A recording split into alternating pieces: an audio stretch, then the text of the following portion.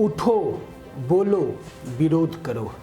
नमस्कार, मैं उमाशंकर सिंह आज आपसे बोलना चाहता हूँ। उठो, बोलो, विरोध करो। हमारे अन्नदाता, हमारे जीवन का रक्षक, हमारे किसान भाई पर हमला, यह न महज संयोग है, ना ही महज प्रयोग, बल्कि एक प्रोजेक्ट है। ऐसा लगता है कि किसानों को हम और वे में बांट देने का एक प्रोजेक्ट है, जिसे बहुत तेजी से पूरा किया जा रहा है, जिसके लिए कई दशकों से प्रयास किया जा रहा था। दिमागों में पैदा किए गए विभाजनकारी हिंसा अब जमीन पर दिखाई पड़ने लगी है, जिसके चलते हमारा देश बहुत तेजी से नफरत, खौफ, निराशा और खिलाफत की अंधी खाई में धंसता जा रहा है। आज भी हम जो 7 दशक पहले विभाजन के दर्द को भूलकर कभी भारतीयों के बीच स्वतंत्रता संग्राम, समानता और बंधुत्व के लिए अपने अब लगातार खाक होते जा रहे हैं। पिछले कुछ सालों से अपना अन्नदाता लगातार निशाने पर है। पर क्यों? सोचा है आपने? बात बहुत छोटी सी है और बेहद साधारण भी। आप क्या कहते हैं? याद रहे, आप देश में यदि सबसे अस्थिर और बदतर जीवन यापन कोई कर रहा है तो वह है हमारा किसान। वह पूरी तरह से प्रकृति और सरकार पर निर्भर है। आमतौर पर यह माना जाता है कि भारतीय समाज में समय समय पर होने वाली उथल पुथल में किसानों की कोई सार्थक भूमिका नहीं रही है, लेकिन ऐसा नहीं है, क्योंकि भारत के स्वाधीनता आंदोलन में जिन जिन लोगों ने शीर्ष स्तर पर अपनी उपस्थिति दर्ज कराई है, उसमें आदिवासियों, जनजातियों और किसानों का अहम योगदान रहा है।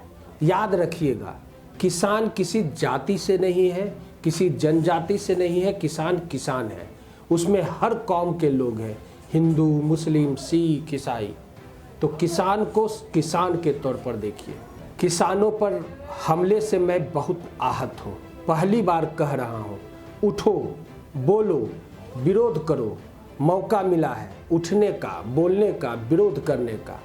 मौका मिला है आप पिता, पति या भाई के रूप में किसानी पौरुष को निखारने का।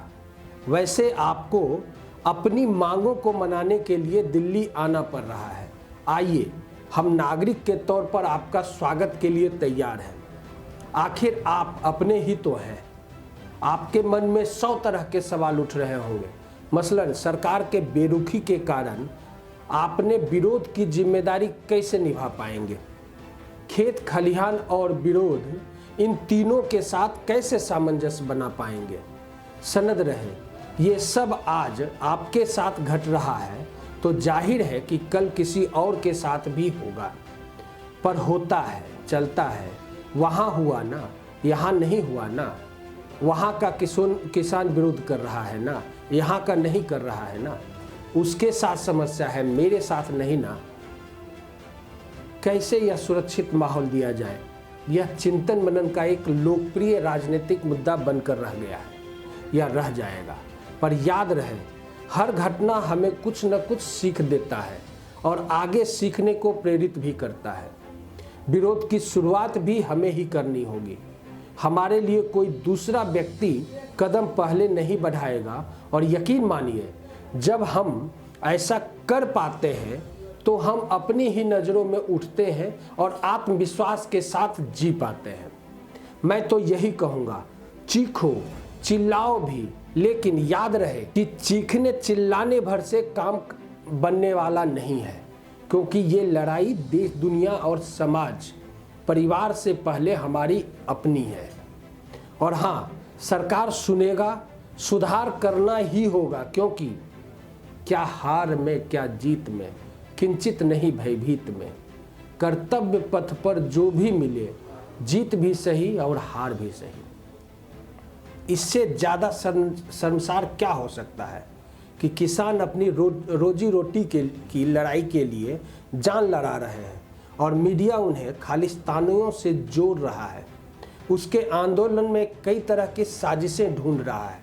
जाहिर है कि ये नैरेटिव एक मुख्यालय, एक आईटी सेल या सीधे मंत्रालय से आया है और गोद लिए पत्रकार उसे विश्वसनीय बनाने की कोशिश करते हुए इसे परोस रहे हैं।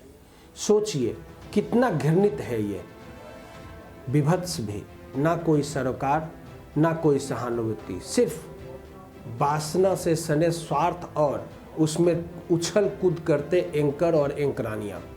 इजाज़त है, जहाँ चाहो चले जाओ, किसी को तंग मत करना, जुबा काबू में ही रखना, वहाँ हुड़दंग मत करना, बस अपनी बात रखना। बस सरकार के लिए यही कहूँगा कि आपके नज़र में किसान है ही इस काबिल, उन्हें तो सीधे गोली मार देना चाहिए। ये वाटर कैनन से डरने वाले नहीं हैं। जब तक ये खेतों पर काबिज है तब तक आपके मालिक उन खेतों पर कब्जा नहीं कर पाएंगे। ये नामुराद अब भी यकीन नहीं करते कि आप इनको भूखा मारकर इन पर कितना बड़ा एहसान कर रहे हैं। ये कैसे तय कर सकते हैं कि उनकी भलाई किसमें है? सरकार इनका भला करना चाहती है और ये अपना बुरा करने पर आमदा है। इससे अच्छा तो इन्हें मार ही दो। ये तब तक जिएंगे, अपना बुरा करते ही रहेंगे। बस यह याद रखना, जब कोई किसान या जवान मरता है तो समझना पूरा हिंदुस्तान मरता है।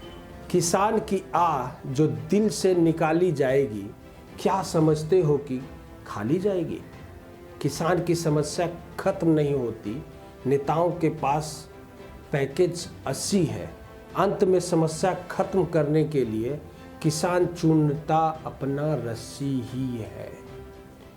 क्यों न सजा दी पेड़ काटने वाले शैतान को, खुदा तुझे सजा देगी सीधे साधे इंसान को। थैंक यू, नमस्कार। ये तो एक मूल्यांकन था। हम किसान के साथ हैं, बिहारी खबर किसानों के साथ हैं। नमस्कार। आप हमारे फेसबुक और यूट्यूब चैनल को यूं ही लाइक और सब्सक्राइब करते रहें।